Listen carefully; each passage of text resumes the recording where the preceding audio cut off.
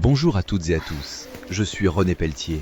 Bienvenue sur ma chaîne et un grand merci à toutes celles et ceux qui s'abonnent et regardent mes vidéos.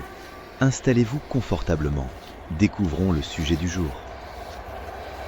Prix d'un insert cheminée, quel budget prévoir?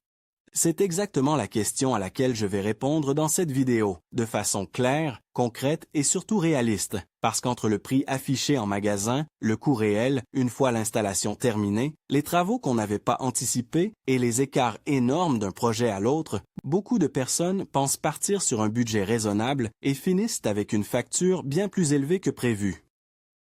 Et justement, si vous regardez cette vidéo jusqu'au bout, vous saurez non seulement combien peut coûter un insert, mais aussi pourquoi deux projets, qui semblent similaires, peuvent avoir plusieurs milliers d'euros d'écart, et surtout comment éviter de payer trop cher sans sacrifier la sécurité ni la performance.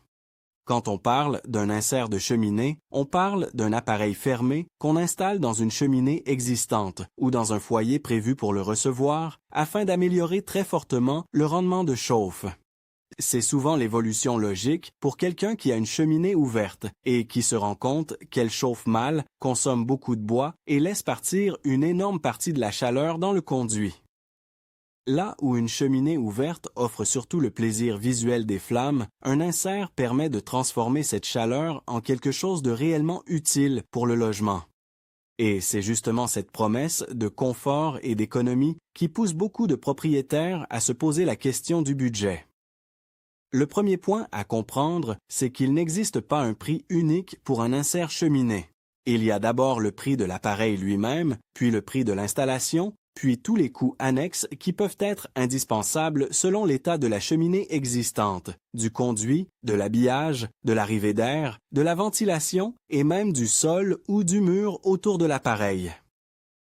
En pratique, quand quelqu'un me demande combien coûte un insert, je distingue toujours le prix d'achat simple et le budget global posé, parce que la différence entre les deux est souvent très importante. Si je commence par l'appareil seul, pour un insert à bois classique d'entrée de gamme, je peux être autour de 1000 à 2000 euros. Dans cette zone de prix, je trouve généralement des modèles relativement simples, avec une puissance standard, une finition correcte mais sans option très poussée, et des matériaux qui restent convenables sans être haut de gamme. Pour un milieu de gamme, je me situe plus souvent entre 2000 et 4000 euros. C'est là qu'on entre dans la zone où le rapport qualité-prix devient souvent le plus intéressant pour beaucoup de foyers, avec un meilleur rendement, une combustion plus maîtrisée, une vitre plus grande ou plus propre, une qualité de fonte ou d'acier plus rassurante et des performances mieux adaptées à un usage régulier. Au-dessus, sur du haut de gamme, avec une très belle finition, une conception plus robuste, de meilleures performances, parfois des vitrages panoramiques, des systèmes de post-combustion plus efficaces ou des marques très reconnues. Je peux monter entre 4000 et 7000 euros, et parfois davantage. Mais ce prix-là n'est encore qu'une partie du sujet. Beaucoup de gens voient un insert à 1500 ou 2000 euros et s'imaginent que leur projet coûtera à peu près ce montant, alors qu'en réalité, le post-installation peut vite faire doubler la note. La pose d'un insert dépend énormément de la configuration existante. Si la cheminée est en bon état, si le conduit est sain, si le tubage est simple, si l'accès est facile et si l'habillage ne nécessite pas de gros travaux, la facture reste plus contenue. En revanche, si le conduit doit être repris, si la souche doit être vérifiée, si l'arrivée d'air est insuffisante, si la cheminée existante demande une adaptation importante ou si l'habillage doit être reconstruit, le budget grimpe rapidement. Dans un cas relativement simple, je peux voir une installation autour de 1000 à 2000 euros de main-d'œuvre et de petites fournitures, mais ce chiffre peut monter à 3000 euros ou plus dès qu'il y a du tubage complet, des adaptations techniques, de la maçonnerie légère ou un habillage spécifique. Et si j'ajoute le prix de l'appareil, je comprends vite pourquoi le budget global d'un insert posé se situe souvent dans une fourchette de 3000 à 8000 euros, avec des projets plus complexes qui dépassent ce niveau. Le tubage, justement, est un poste essentiel qu'il ne faut jamais sous-estimer. Beaucoup de conduits anciens ne sont pas adaptés à un insert moderne sans tubage. Le tubage consiste à insérer un conduit adapté à l'intérieur du conduit existant afin d'assurer une évacuation correcte des fumées, de sécuriser l'installation et de garantir de bonnes performances. Le coût varie selon la hauteur du conduit, son accessibilité, son diamètre, le type de tubage utilisé et les difficultés du chantier. Sur une maison standard, je peux prévoir plusieurs centaines d'euros, mais souvent plutôt entre 800 et 2000 euros pour une intervention sérieuse avec les accessoires, l'étanchéité et les adaptations nécessaires. Si le conduit est très haut, compliqué d'accès ou nécessite des opérations complémentaires, on peut encore dépasser cela. Il faut aussi penser à l'habillage. Certaines personnes installent un insert dans une cheminée existante avec très peu de modifications visibles, tandis que d'autres refont complètement l'entourage pour un rendu plus moderne, plus épuré ou mieux intégré à la pièce. Et là, le budget est très variable. Un simple ajustement de l'existant peut rester raisonnable, alors qu'un habillage sur mesure en placo, feu, en pierre, en métal ou avec un travail décoratif spécifique peut représenter plusieurs centaines, voire plusieurs milliers d'euros.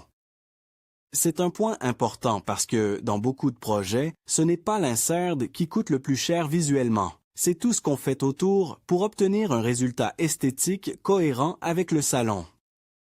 La puissance de l'insert joue également beaucoup sur le prix. Un appareil plus puissant n'est pas seulement plus grand ou plus impressionnant, il est souvent plus coûteux parce qu'il est conçu pour chauffer un volume plus important, avec une chambre de combustion adaptée, une meilleure diffusion de la chaleur et parfois des options de canalisation d'air chaud. Mais attention, choisir un insert trop puissant n'est pas une bonne idée. On pourrait croire que plus puissant signifie forcément mieux, alors qu'un appareil surdimensionné fonctionne souvent mal dans une maison qui n'a pas besoin d'autant de chaleur. Il peut tourner au ralenti, encrasser le conduit, perdre en rendement réel et consommer plus que nécessaire. Le bon budget, ce n'est donc pas juste acheter le plus cher ou le plus puissant, c'est acheter ce qui est adapté à la surface, à l'isolation et à l'usage. Le rendement est un autre facteur de prix très important. Un insert performant coûte souvent plus cher à l'achat, mais il peut faire économiser du bois et offrir un meilleur confort pendant des années. Entre un appareil basique et un appareil bien conçu avec un très bon rendement, la différence de prix initiale peut être significative, mais elle se justifie souvent par une meilleure combustion, moins de perte de chaleur, une vitre qui s'encrasse moins vite et une chauffe plus régulière. Quand je raisonne en budget, je ne regarde jamais uniquement la somme à dépenser au départ. Je regarde aussi le coût d'usage dans le temps, parce qu'un appareil moins cher mais peu performant peut revenir plus cher sur la durée. Le matériau de fabrication influe aussi sur le tarif. La fonte reste très appréciée pour sa robustesse et sa capacité à accumuler puis restituer la chaleur. L'acier permet souvent des designs plus contemporains et des montées en température rapides. Certains inserts combinent les deux. Selon la qualité de fabrication, l'épaisseur des matériaux, la qualité des joints, de la porte, de la vitre et du système de fermeture, on comprend vite pourquoi les prix varient autant. À l'œil nu, deux inserts peuvent sembler proches, mais dans l'usage quotidien, la durabilité, la stabilité de combustion et la qualité de chauffe peuvent être très différentes. Il faut également parler des options, parce qu'elles pèsent sur la facture. Une grande vitre frontale, un vitrage d'angle, une porte escamotable, un système de ventilation forcé, une meilleure régulation de l'air, une arrivée d'air extérieur intégrée, un design panoramique, un intérieur en vermiculite ou des finitions plus premium font logiquement monter les prix. Ce ne sont pas toujours des options gadgets. Certaines améliorent réellement le confort ou la performance. D'autres relèvent davantage du choix esthétique. Et c'est là qu'il faut être lucide sur ses priorités. Si l'objectif principal est de chauffer efficacement avec un budget maîtrisé, certaines options ne sont pas indispensables. Si le projet vise aussi un rendu haut de gamme dans une pièce de vie très visible, l'esthétique peut devenir un poste majeur. Autre élément qu'on oublie souvent quand on calcule son budget, ce sont les travaux de mise en conformité. Une installation de chauffage au bois ne s'improvise pas. Il peut être nécessaire de créer ou d'adapter une arrivée d'air, de protéger certaines parois, de revoir les distances de sécurité, de modifier la valoir de la cheminée, d'isoler certaines zones, de poser une plaque de sol selon la configuration ou encore de reprendre une partie du conduit. Si la maison est ancienne, les surprises sont plus fréquentes. Et dans un devis, ce sont souvent ces points techniques qui font passer un projet de raisonnable à nettement plus coûteux. Ce n'est pas forcément une mauvaise nouvelle, parce que ces dépenses servent avant tout à garantir une installation sûre. Mais il faut les anticiper pour éviter l'effet de douche froide. Si je devais donner des repères simples, je dirais qu'un projet très économique, avec un insert d'entrée de gamme et une installation sans grosse difficulté, peut parfois se rapprocher de 3 000 € tout compris, mais c'est plutôt le bas de la fourchette. Dans beaucoup de cas réalistes, le budget tourne davantage entre 4 000 et 6 500 € pour un projet propre, sérieux et durable. Dès qu'on monte en gamme, qu'on ajoute un habillage plus travaillé, un conduit complexe ou une marque premium, on peut facilement atteindre 7 000 à 10 000 €, voire plus dans des configurations haut de gamme ou architecturales. La différence entre une rénovation d'anciennes cheminées ouvertes et la création d'un ensemble plus ambitieux change aussi complètement le budget.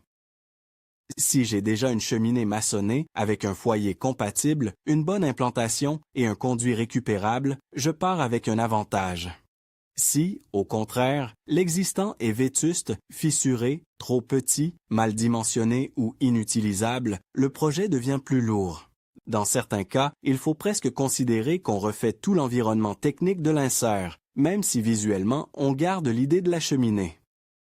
Et ce genre de situation explique pourquoi il est très difficile de se fier à un prix moyen trouvé rapidement sans analyse du chantier. Le coût de la pose varie aussi selon la région, l'entreprise choisie et le niveau de prestation. Une entreprise spécialisée avec une vraie expertise, des assurances solides, une installation conforme et un accompagnement sérieux sera rarement la moins chère. Mais sur ce type de travaux, le prix le plus bas n'est pas forcément le bon choix. Un insert mal posé, un tubage inadapté ou une arrivée d'air négligée peuvent créer des problèmes de tirage, de sécurité, de fumée, d'encrassement ou de surconsommation. Quand je parle de budget, j'intègre donc toujours la fiabilité de l'installation, pas seulement la ligne finale du devis. Il y a aussi la question de l'entretien futur, qu'il faut intégrer dans une vision globale du coût. Un insert nécessite un ramonage régulier, un entretien de l'appareil, parfois le remplacement de joints, et une vigilance sur la qualité du bois utilisé. Ce ne sont pas forcément des sommes énormes comparées à l'investissement de départ, mais elles existent. Si quelqu'un cherche à estimer le vrai budget de son projet, il ne doit pas raisonner seulement en coût d'achat, mais en coût d'usage annuel. Un appareil performant, bien posé et bien entretenu restera plus économique à long terme qu'un appareil moins cher, mal dimensionné ou mal installé. Le type de combustible influe aussi indirectement sur le budget, même si, dans la majorité des cas, quand on parle d'insert cheminé, on pense à l'insert à bois-bûche. Il existe aussi des inserts à granulés, avec des logiques de prix un peu différentes. En général, les inserts à granulés peuvent être plus chers à l'achat et plus complexes à installer, notamment en raison de l'alimentation électrique, des systèmes de régulation et des spécificités d'évacuation. Ils offrent en contrepartie un usage plus automatisé. Mais si le sujet est le budget d'un insert de cheminée dans le sens classique, le bois-bûche reste la référence la plus fréquente. Et là, le coût du bois, sa disponibilité, son stockage et son taux d'humidité auront un impact réel sur le confort et les dépenses futures. Beaucoup de personnes me demandent aussi si un insert est rentable. La réponse dépend de la situation de départ. Si je remplace une cheminée ouverte très peu efficace par un insert moderne, bien dimensionné, le gain en rendement peut être énorme. Dans ce cas, oui, l'investissement peut avoir du sens économiquement, surtout si le bois est accessible à un coût raisonnable et si l'insert est utilisé régulièrement. En revanche, si l'appareil n'est allumé qu'occasionnellement pour l'ambiance, le retour sur investissement sera forcément plus lent. Il faut donc distinguer le projet plaisir, le projet chauffage d'appoint et le projet chauffage principal partiel. Le budget acceptable n'est pas le même selon l'objectif. Il faut également garder à l'esprit que l'estimation du prix dépend du volume à chauffer, de l'isolation du logement et de la circulation de la chaleur. Si la pièce principale est ouverte et la maison correctement isolée, un insert peut être très efficace pour améliorer le confort sur une large zone. Si au contraire le logement est cloisonné, mal isolé ou très grand, l'insert chauffera surtout sa zone immédiate, sauf système spécifique de distribution. Cela ne veut pas dire que le projet est mauvais, mais cela change la façon d'évaluer le budget. Dépenser davantage pour un appareil plus performant ou pour une meilleure diffusion peut être pertinent dans un cas, inutile dans un autre. Parlons maintenant des postes invisibles qui surprennent le plus souvent dans les devis. Je pense notamment aux finitions, aux grilles de ventilation, aux raccords, aux pièces spécifiques de conduit, aux interventions sur le toit, aux protections thermiques, à l'évacuation de gravats ou encore aux adaptations électriques si le modèle choisi possède une ventilation assistée. Pris séparément, ces éléments paraissent secondaires. Additionnés, ils représentent parfois plusieurs centaines d'euros, voire plus. C'est pour cela qu'un devis détaillé est essentiel. Quand un devis est trop vague, le risque est grand de voir apparaître des suppléments en cours de chantier. Le budget peut aussi être influencé par le choix du moment. Certaines périodes sont plus chargées pour les installateurs, notamment à l'approche de l'hiver. Cela ne veut pas dire que les prix explosent automatiquement, mais les délais peuvent être plus longs, les agendas plus tendus et la marge de négociation plus faible. Anticiper son projet au printemps ou en été permet souvent de comparer plus sereinement les offres, de planifier les travaux sans urgence et d'aborder la saison froide avec une installation déjà opérationnelle. Si je veux éviter les mauvaises surprises, je conseille toujours de penser en 3 niveaux de budget. D'abord le budget minimal espéré, ensuite le budget réaliste, puis une enveloppe de sécurité pour les imprévus. Le budget minimal correspond à ce qu'on imagine quand tout se passe bien. Le budget réaliste est celui qui intègre un appareil adapté, une pose correcte et les travaux probables. L'enveloppe de sécurité couvre les adaptations non visibles avant l'ouverture ou l'inspection complète du conduit. Cette manière de raisonner évite de lancer le projet avec une estimation trop optimiste. Il faut aussi savoir qu'un insert très bon marché peut parfois coûter plus cher qu'il n'y paraît. Pourquoi? Parce qu'au-delà de la performance brute, il y a la qualité de fabrication, la disponibilité des pièces, la tenue dans le temps, le confort d'utilisation, la propreté de combustion et la fréquence des petits problèmes. Si la porte ferme mal, si la vitre noircit constamment, si la régulation est médiocre ou si les joints vieillissent vite, l'expérience devient décevante. Sur plusieurs années, la différence entre un appareil premier prix et un bon milieu de gamme peut se révéler largement justifiée. C'est pour cela que, si le budget est serré, je préfère généralement conseiller de viser un appareil simple mais sérieux plutôt qu'un modèle très bas de gamme, vendu uniquement sur son prix. À l'inverse, tout le monde n'a pas besoin d'un insert très haut de gamme. Certaines marques et certains modèles premium sont excellents, mais ils ne sont pas systématiquement pertinents pour tous les projets. Si la maison est petite, si l'usage est modéré et si l'objectif principal est d'améliorer le rendement d'une cheminée existante sans recherche esthétique particulière, un bon appareil milieu de gamme peut suffire largement. Le bon budget est donc celui qui correspond à la réalité du besoin, pas celui qui impressionne sur une fiche produit. Un autre point fondamental, c'est la compatibilité entre l'insert choisi et le conduit. On ne choisit pas un appareil indépendamment de l'existant. Le diamètre, la hauteur, le tirage, l'état général, la possibilité de tuber correctement, tout cela conditionne la faisabilité et donc le coût. Un appareil très séduisant sur le papier peut entraîner plus de travaux qu'un autre mieux adapté. Là encore, le prix d'achat seul ne dit pas tout. Un insert un peu plus cher mais plus facile à intégrer peut au final coûter moins cher qu'un modèle moins cher mais techniquement contraignant. Il est également important de parler de la valeur ajoutée pour le logement. Un insert bien installé améliore souvent le confort, l'image de la pièce de vie et l'attractivité du bien. Cela ne signifie pas qu'il rembourse intégralement son coût à la revente, mais dans beaucoup de cas, c'est un équipement apprécié. Le budget ne doit donc pas être vu uniquement comme une dépense énergétique, mais aussi comme un investissement dans l'usage quotidien du logement. Le plaisir visuel, la chaleur ressentie, l'ambiance et l'autonomie partielle en période froide sont des éléments qui comptent aussi dans la décision. Si je résume les grands écarts de prix, je dirais que le coût final dépend surtout de 6 choses: la gamme de l'appareil, la puissance réellement nécessaire, l'état du conduit, la complexité de la pose, le niveau de finition esthétique autour de l'insert et la qualité de l'entreprise qui intervient. Ce sont ces 6 variables qui expliquent presque toutes les différences de budget d'un projet à l'autre. Quelqu'un qui remplace facilement un foyer dans une cheminée exploitable ne sera pas du tout dans la même situation que quelqu'un qui veut un rendu design avec reprise complète de l'habillage et mise en conformité lourde du conduit. Pour donner une image simple, je peux considérer 3 scénarios typiques. Dans le premier, le projet est sobre, la cheminée existe déjà dans de bonnes conditions, le conduit est tubable sans difficulté majeure, l'appareil est standard et l'habillage bouge peu. Là, le budget reste dans la partie basse à intermédiaire du marché.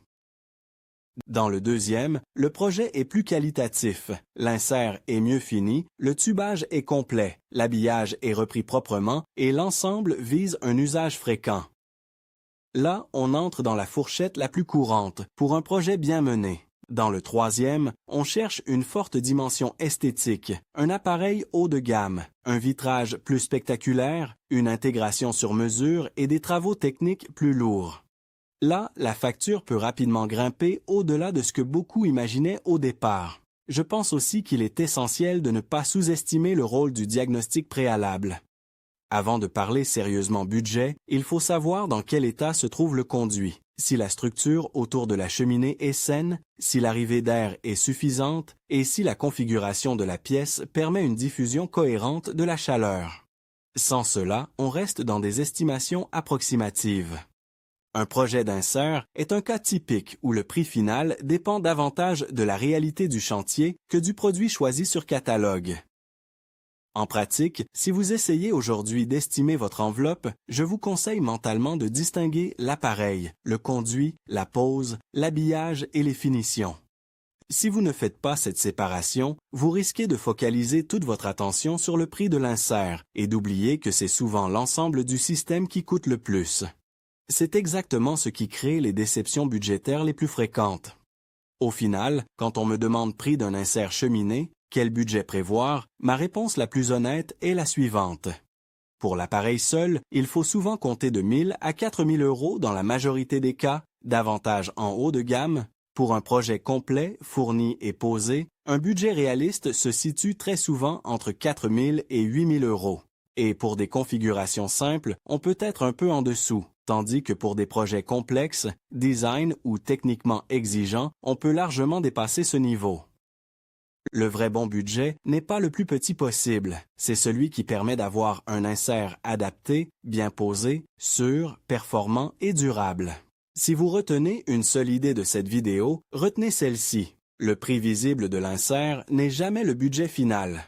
Ce qui compte, c'est le coût global du projet, avec la sécurité, la conformité, la performance et la qualité d'intégration. C'est là que se joue la réussite de l'installation. Et c'est aussi là que se font les économies intelligentes, non pas en coupant sur les éléments essentiels, mais en choisissant un appareil juste, une pose sérieuse et des finitions cohérentes avec votre besoin réel.